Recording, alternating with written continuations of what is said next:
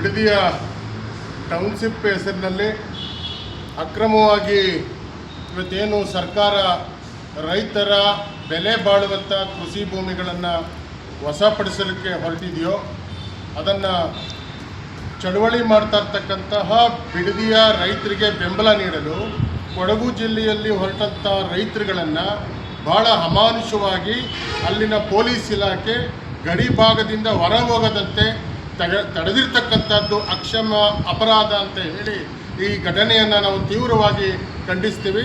ಯಾಕೆ ಅಂತ ಹೇಳಿದರೆ ನಮ್ಮ ರಾಜ್ಯದಲ್ಲಿ ಬೇರೆ ಜಿಲ್ಲೆಗೆ ಹೋಗುವ ಚಳುವಳಿ ಮಾಡಿದಂತಹ ಹೋರಾಟಗಾರನ ತಡೆದರು ಅಂತ ಹೇಳಿದರೆ ಒಬ್ಬ ಚಳುವಳಿಗಾರ ಬೇರೆ ಜಿಲ್ಲೆಗಲ್ಲ ಬೇರೆ ರಾಜ್ಯಗಳಿಗೆ ಹೋಗಿ ಚಳುವಳಿ ಮಾಡುವಂತಕ್ಕಂತಹ ಸ್ವಾತಂತ್ರ್ಯ ಮತ್ತು ಹಕ್ಕು ಈ ಜನಕ್ಕಿದೆ.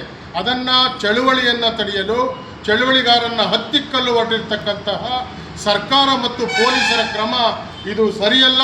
ದಯಮಾಡಿ ಏನು ಅವತ್ತು ಪೊಲೀಸರನ್ನ ತಡೆಯಲು ಬಂದಿರತಕ್ಕಂತಹ ರೈತರನ್ನ ತಡೆಕು ಹೊರಟಿರ್ತಕ್ಕಂಥ ಪೊಲೀಸರು ಈ ಕೂಡಲೇ ಸರ್ಕಾರ ಕ್ರಮ ಕೈಗೊಳ್ಳಬೇಕು, ಅವರನ್ನು ಅಮಾನತು ಮಾಡಬೇಕು ಅಂತ ಹೇಳಿ ಇವತ್ತು ಕರ್ನಾಟಕ ರಾಜ್ಯ ರೈತ ಸಂಘ ಮತ್ತು ಕಸ್ತೂರಿ ಕರ್ನಾಟಕ ಜನಪರ ವೇದಿಕೆ ಈ ಕೂಡಲೇ ಮದ್ದೂರಿನಿಂದ ಆಗ್ರಹಿಸುತ್ತದೆ.